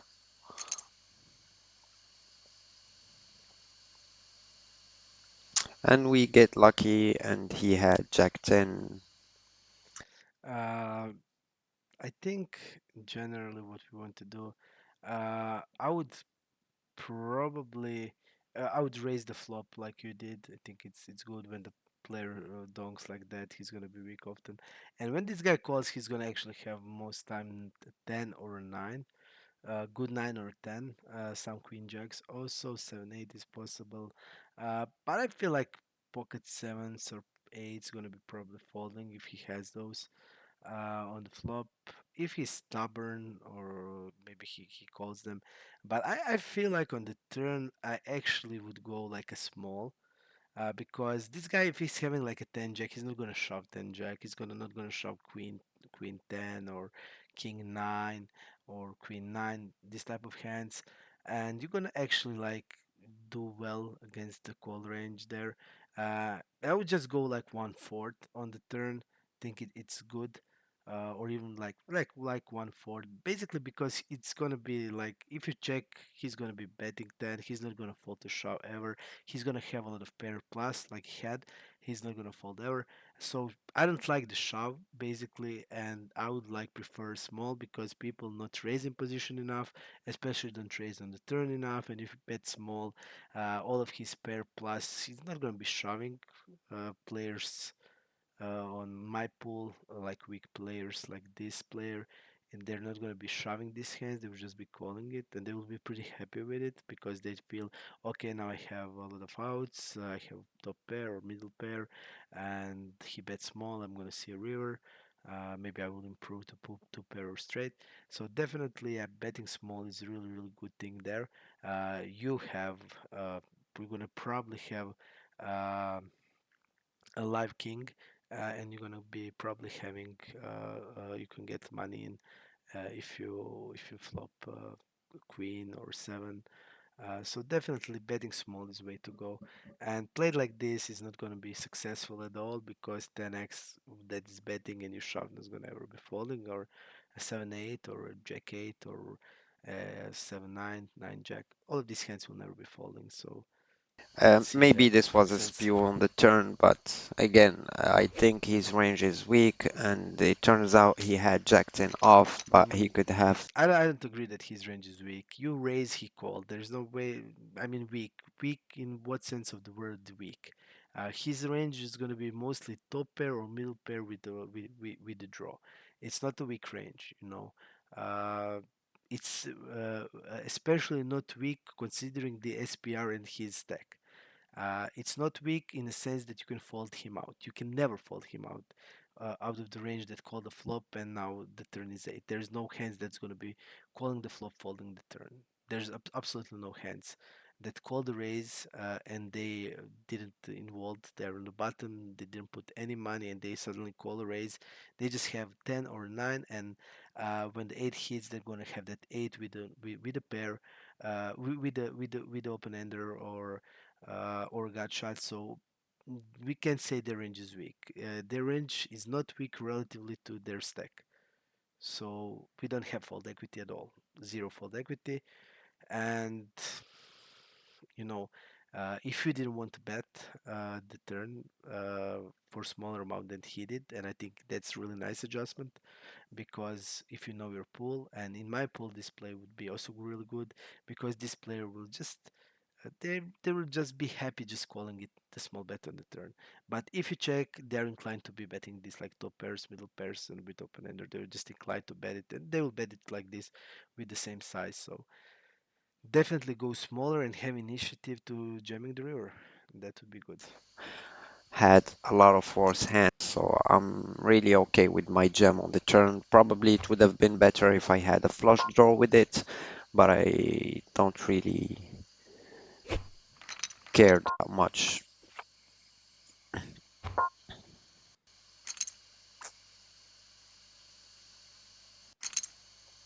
about the hand. Yeah, yes, I think that my gem was a spew, uh, not just because I saw his hand, but in general, when he calls the raise from the button on the flop, he usually has a lot of hands that connected with that board. So yes, he could have like 10-9, he could have Jack 10, Queen 10, and I don't think these hands would fall to my shove on the turn. So I probably should have just called and then folded the river if I didn't hit E King or E Jack or the Queen. Here I will fold. If I had the King of Hearts, I would have called once. It's still a fold.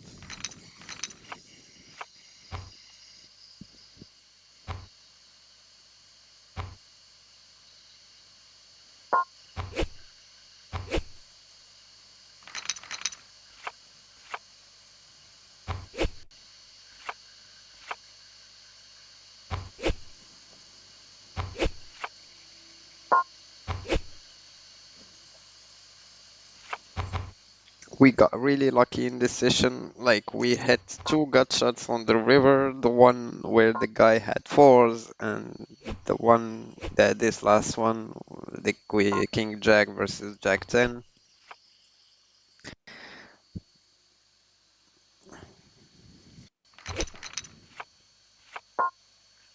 King 9 suit, we will open.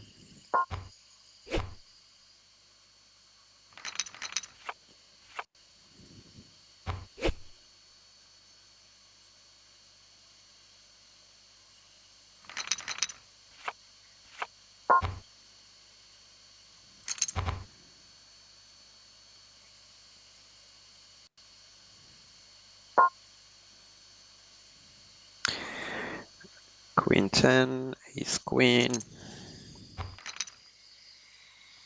In multi-way pots, I play a lot of check-in. Uh, But here with this hand, with the backdoor possibilities, the two overs, I think I will start with bet. I normally bet small, but I don't think I can do it on this board texture. I think I won't be betting that much on this board, so I still disagree with this. I see a lot of players doing this with a bigger size, but generally the solar is not doing that. We have now multi-way solvers, and I actually had I used one, and I was going through a lot of spots, and actually the solar prefers 1/4 size in these situations. 25% of the pot. So yeah, you should be betting smaller. You want to bet small. You don't want to ever bet like this. Hand is a clear bet, still clear bet. If you're a heads up, you want to use bigger size. If you're multi-way, you want to be using 25% is what the solar does. If you want to do 1/3, it's fine probably, but this size is if I bet, I will go for big size.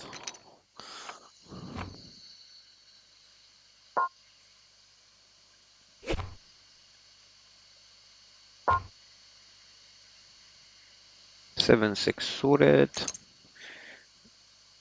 on the button. Interesting flop. Uh, I think we can bet, we can check. Uh, this you is a see. bit different versus the blind. You see, we have the basically same structure, and we bet now 1/3, and there we bet uh, like 75%. Um, it should be rule of thumb: multi-way pots, small size, 25%. That's it. So I think I can bet small with too many hands. In the hand before it was like small blind, big blind versus MP or something. Now it's the button versus the blind, so the ranges should be really wide. On the king, I think I can double barrel. This is a good card for me more than him. And now I think I will just check. We can still beat some hands like ace 5, ace 3, 5 6, 5 4. Uh, Pocket but trees, pocket I'm not really five, sure if he calls diamonds. 5 4 on the turn, so we still have some showdown value. And this hand normally should not call on the flop, so I don't know what these players are doing. Uh, I would use smaller size on the turn. Actually, that's it. Smaller size on the turn, it's gonna be good. Smaller size on the turn. You bet uh, on the flop 1/3. I would just go uh, like really small on the turn again, and you can check the river. I don't see a lot of value when you're going because you're going polar. You're going like you bet like 8.8 into 12. I think that was like that. I'm not sure, but I think it was like that. I just feel it was too big size there. So weird. King Jack off. Maybe because a bit small he calls all his hands, but still I don't think he should be calling that hand. Here we will go with a raise. We have plenty of hands that we will be raising on this flop. Flush draws, some 6 7, 7 8, uh, some ace highs, ace deuce, ace 3, ace 4. We double barrel this turn. What the hell? I will call once.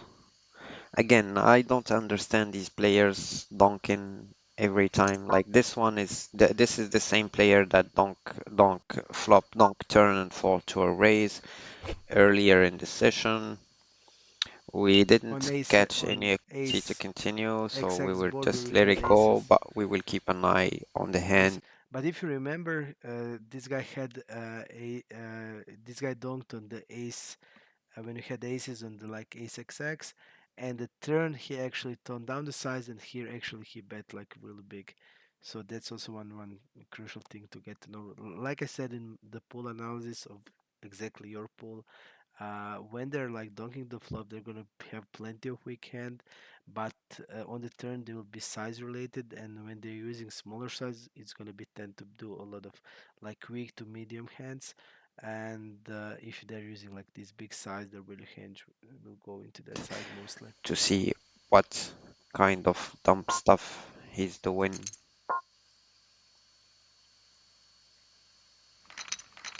Okay, we got a calling station and a player who donks his best hands. Uh, I think it should be okay. You see how it's different now? He had now full house, and on the turn he bet really big. And in your example, when you had that these aces, he will bet like half pot on the turn, and now he's going like a really big on the turn. That's like what they are doing, and it's like you just need to write that note. He donked the turn with half pot and fold versus raise, and when he had a set in the multi-way, he actually then get be really really big bet on the turn. That's like crucial note to take because now in these spots against him you have like really good information to have. To do it with the pocket trees, but like earlier, he's been doing it with some random stuff, so I'm not sure if he's really balanced in what he's doing. Ace queen off facing a 3 bet. This guy 3 bets. We don't have any info, but this hand is a 4 bet or a fold, so I will go for a 4 bet. Against this type of size, it's actually calling a lot. So usually when you go from 2.5 to 7.5, Then this call, it's actually calling still some of the time, but it's preferring a 4-bet, and it's all depending on you. The EV of their 4-bet or call is basically not that much of a difference. It depends uh, basically on you how you will play it. So against this size, it's actually preferring a call, I would say. Uh, you play against poor player against this like poor size, and you're turning the hand into bluff. Uh, I usually don't like it. Usually don't like it when he goes like this size, and to having like ace queen there and play post flop against a weaker player, it's like really good for you. Um, in generally what solver does, he actually like has like 80 something percent hand as a 4-bet, and then also rest is a call. But generally, you want to have it in a call range sometimes because you want to have a straight when you call cutoff versus button, and the board is like ace queen for board is like king 10 jack, and you have a straight, or you get the straight in the runouts where. On the turn or reverse, just having that ace queen and having this strong hand um, in a call range, it's also like having you giving you board coverage. And when you go from 2.5 and he goes to 6.2 and just turning into bluff, I don't like it that much, you know. Basically, why are you turning ace queen into bluff? You're turning into bluff when you're playing against strong players generally, and it's a really good blockers to a value range of the imposition player. And you're turning into bluff because their calling range of the 4-bet has also good playability. Ace queen has a good playability against their calling range of the 4-bet, and against weaker player, you basically don't need to turn it into bluff. If you have, for example, read that he's gonna call a 4-bet with the ace 10 off, ace jack off, yeah, you're just 4-betting for value. But I personally think that against weak players, you want to have uh, these like 4-bet bluffs that Solar is using. Um, it doesn't it's okay when you do it for value, but solver doesn't do this for value basically, or he doesn't forbid for value king 10. Against some players you can, uh, but I'm telling you, in this situation when he goes 6.2, he's like giving you great odds, and now we're bluffing with with the ace queen, and eh, that's the against weaker players I just don't like to do it. I went a bit bigger because we're playing like 125 BBs. Normally I use like 2.8 when I'm out of position and 2.4 or 2.3 when I'm in position. But now I went for a bit bigger, like 3x, just because we're a bit deeper also.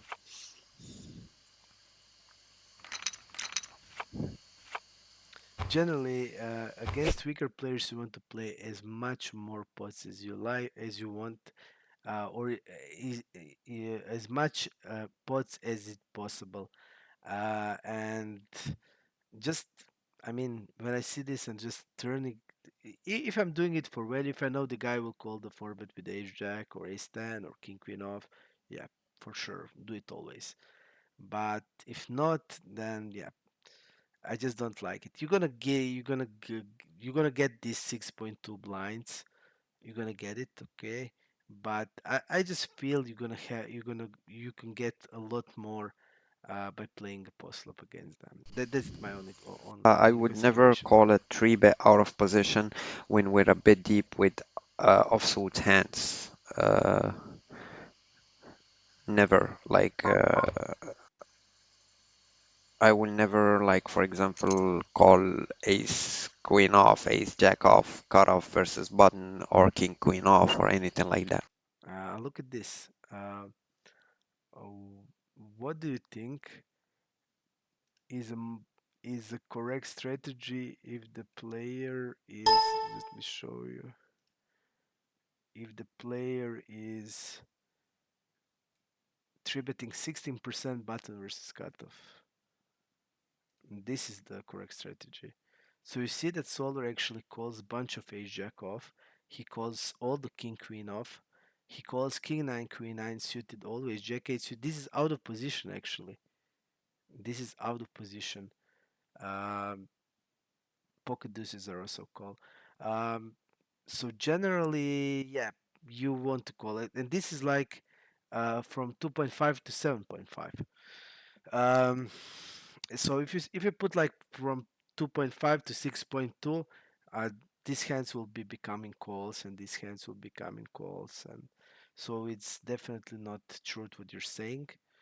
Doesn't have a lot of sense because you want to play post flop, especially deep against weaker players. Why not? Uh, so it depends of their three bet frequency. It depends what they're three betting with, and it depends of the price you're gonna get. It's all that is what depends how your calling range is gonna look like. It's not gonna depend like I'm not gonna call the off-suited hands when I'm out of position. I call bunch of off-suited hands out of position against guys, and it's okay. You know, it just depends on their three bet range and price you're gonna get. It's only thing that matters. It's not gonna matter. I have enough suited hand. I'm not gonna call. We are deep. I'm not gonna call. Doesn't matter. You deep or not deep, especially deep, you're playing against players that are weaker than you, that are like just playing against them pots. It doesn't matter in position or out of position, it's gonna be super profitable for you.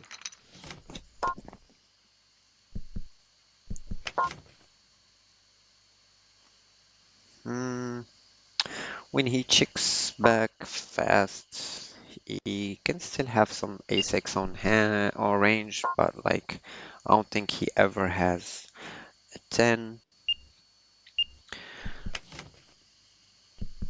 This could be a chop. Yeah, I thought so. I wasn't sure whether I should bluff the turn or not, just because of him still having many a6 that could have checked that flop.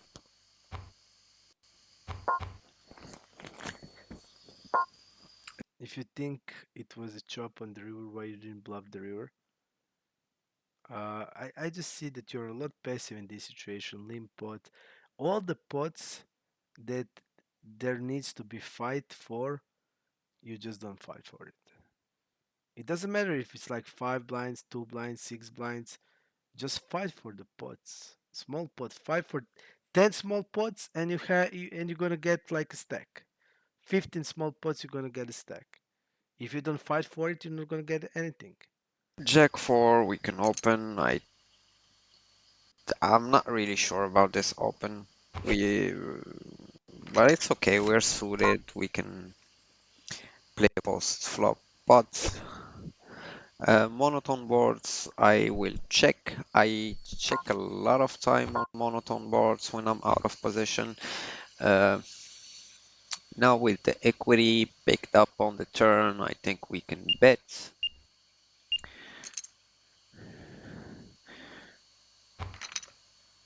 Also, when he checks back, he And this type of board structure, smaller versus big blind, is gonna involve a lot of checking, like 80% is gonna be check.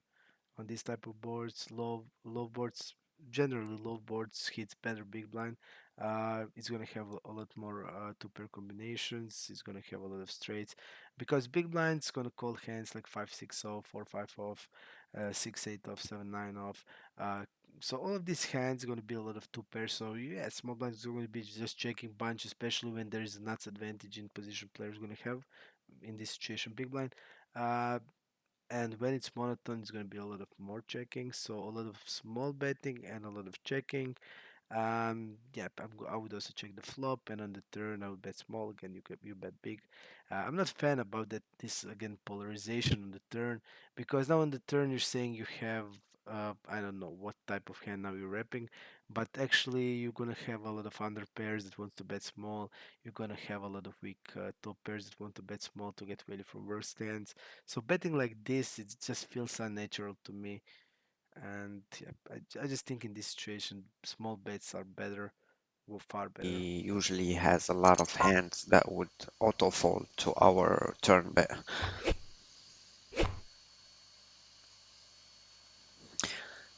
I think we're done with the 30 minutes. So Uh, Here you go. This is the footage. I tried to explain most of the pots I played. Uh, and yeah, hope this will be helpful for everyone who would watch it.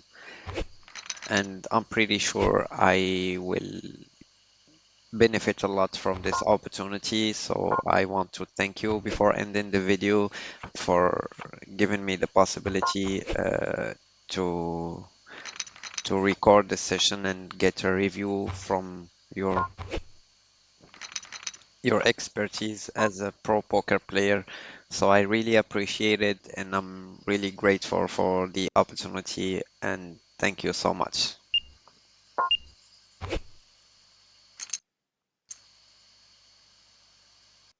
Okay, that's it. You're welcome. Keep it cool. You're welcome.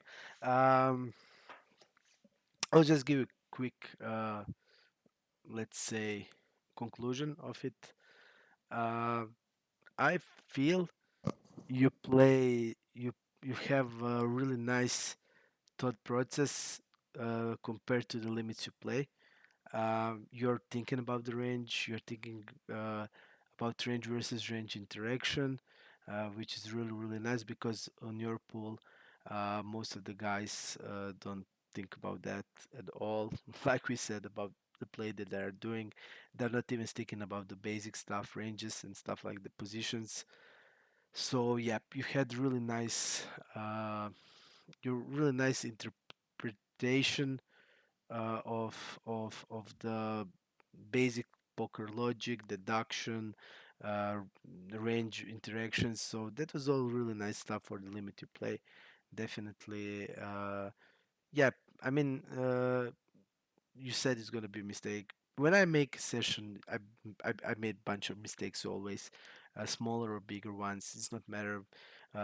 We all do mistakes, but for my takeaway is that you play really good for the limits you play. You have really nice way of thinking for the limits you play.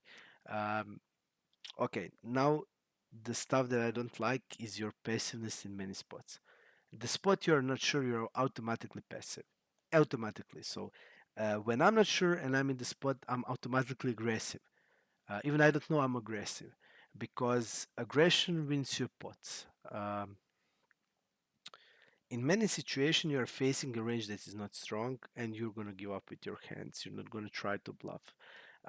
You're facing the double check range in many spots. You're just refusing to fight for the pot because it's small. I live for from small pots, basically. Win rate doesn't come from big pots. Win rate comes from exploits. Win rate comes for the spots that nobody's fighting for. Win rate comes from the spot where you know is a chop and you still go for a pot. Uh, Yep, you just need to be fighting even if you're unsure. Limped pot. I'm gonna fight for it. If I think the guy is weak in this situation, and it's not even important to put them in the ranges that you can just make plays. It doesn't matter. Uh, you just need to figure out what type of player you're playing. It's much easier if you have sample, if you have stats, if you have reads. You're writing reads, write it more.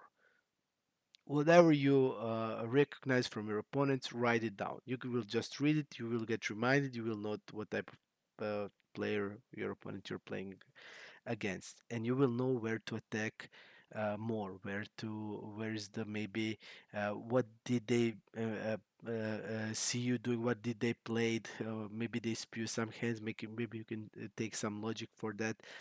Maybe we'll see which type of range they're not correctly defending, or if you see like they are check raising some hands that should be slow played, you will just immediately recognize then that their like calling range will be weak and you're gonna attack when they call in this situation. Like all of this small stuff can be really, really good used because if you identify the strategy of your opponent in one spot, you can often use that logic into a different type of spot because people are creature of habits mostly, and the logic they use in one poker spot, they will often use it in another poker spot. So just getting to know somebody in some area of their game can help you to identify um, their like habits or tendencies in other field of the game. Um, so definitely is that you don't need to range them in every spot 100%. I try to do it often against the pool that is like really really bad, full of the players that you're playing, players like 50, 15, 45, 32, and I just like always surprised they call like 6-8 off to a three bet. Okay, they call it what? They check raise me with a hand that has completely no sense to be check raising, and they bet the turn. They check the river. Then, the bunch of the strange things will happen, and you just go from that, and you're just surprised. You just lose your energy on it. Doesn't matter. They did it. They will do it again. You will not get to hand read them, and that's it. But you can attack their tendencies, and that's most important. When you're playing regular players, you will have the opportunity to range them like 100 times better than these players, and you can still exploit this player 100 times better than you will have opportunity to exploit regs that you can basically hand read 100 times better than these players, because their leagues will be massive, a lot massive than one of the regs. So that's that. Don't lose time, don't lose energy. Focus to the different spot. Try to be fighting more in the situation that you're, or just learn, get study the situation you're not familiar with. I know it's not good or interesting to study the limp spots, but you have troubles with it. I'm gonna tell you, I didn't ever worked on limp spot ever in my life. I didn't go through studying that because I think it's unnecessary. It's unnecessary because when I have a feeling for a player, I will just know what he's going to have there, what he's going to call there, what is his strategy with his value hands in this situation, and I don't need to know his range at all.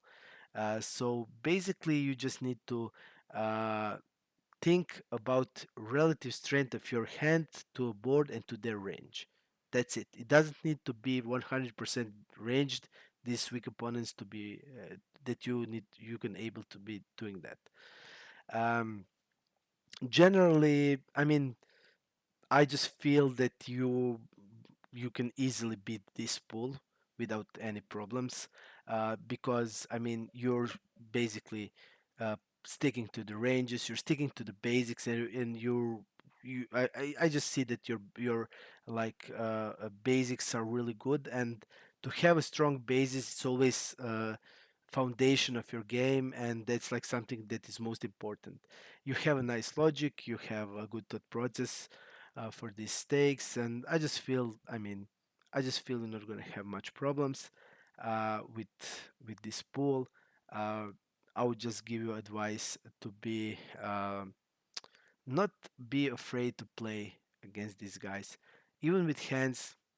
Sometimes again, when you're playing against weaker hands, against weaker players, hands like 5-9 suited, for example, even though it's for 3x pre-flop.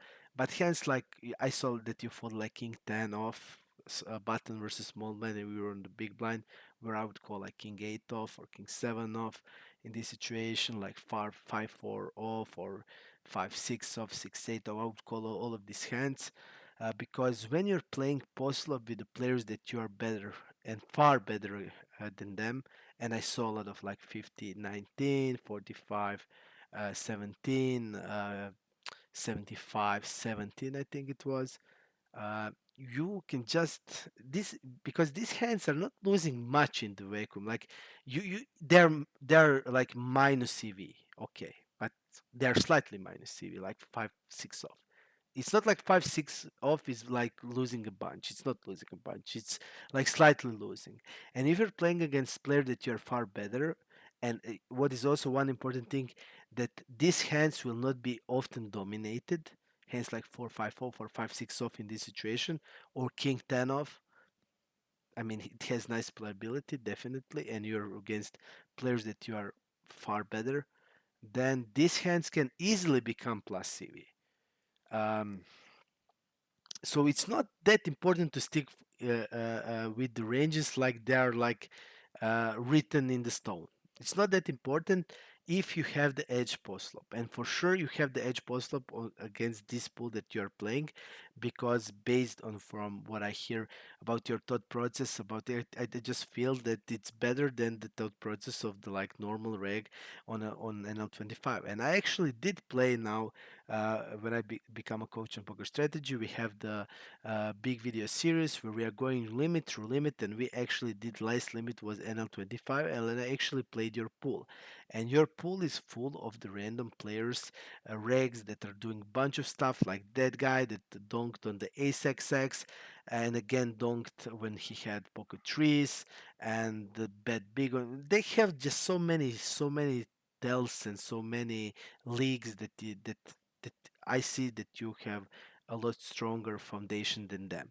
So definitely, don't be afraid to be playing more hands. Uh, just okay. And also one more important thing, I always just listen to myself. What is good for you? You best know how. You have the best knowledge of your strengths and or your own weakness. I can tell that in like 50 minutes. I can point something, but generally you have the best idea about yourself. That's definitely always the truth, and it's often the best to just hear yourself and just uh, do what you feel. It's like where you feel most comfortable. If you don't comfortable calling like 5-6 off or king 10 off, it's then better not to call it. But I still think it's going to be plus you when you're against this type of player that you were against. And yeah, I would just give you just be aggressive. Just generally be aggressive in this pool.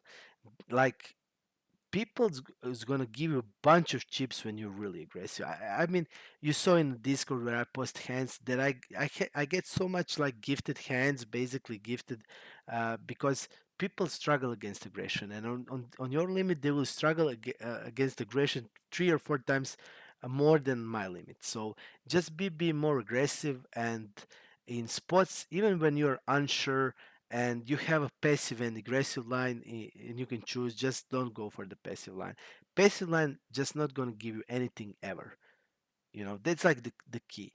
uh, and just try to have better understandment about I mean, I see you have some reads, because I feel the pool is really big, or I just presume on PokerStars it was massive pool and it's hard to get any sample, but just making reads is crucial. I mean, if you don't have the good hard stats, and I agree with you that you said you're playing this field that, I mean, if you're just if you're buying like hand to note edge, it's like $230 a year. If you're gonna buy decent hard, you're gonna buy it like the same. So it's gonna be like investment of 20 buy-ins. Doesn't have sense in my opinion. Um, so definitely just try to do. You can do it even with your play. You can do it with the HUD that you already have. So definitely just try to write more reads. I saw you have like 1-2 reads about like some guys, and from this session about the same guy, I could just the guy that we played that was donking. You could just write 4 or 5 reads immediately, and just try to do it, because I always when I started, I was also living from my reads. I also had. I bought my first HUD after like almost a year. I had like a really really basic HUD like we had now, or like maybe even like year and a half. I bought myself a first good HUD or decent HUD, and yeah, then just start from the reads. Reads are crucial. The reads can give you the logic of your opponents, and yeah. Guys, also I think uh, if you like this concept of in my Discord, we have the section of reviewing sessions.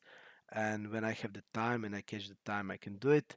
Uh, it's I think it's really it can be helpful before, because every time you get hear another opinion, it's gonna be better for you, because two different points of view will just widen your horizons always, and I think it's a good thing to be doing.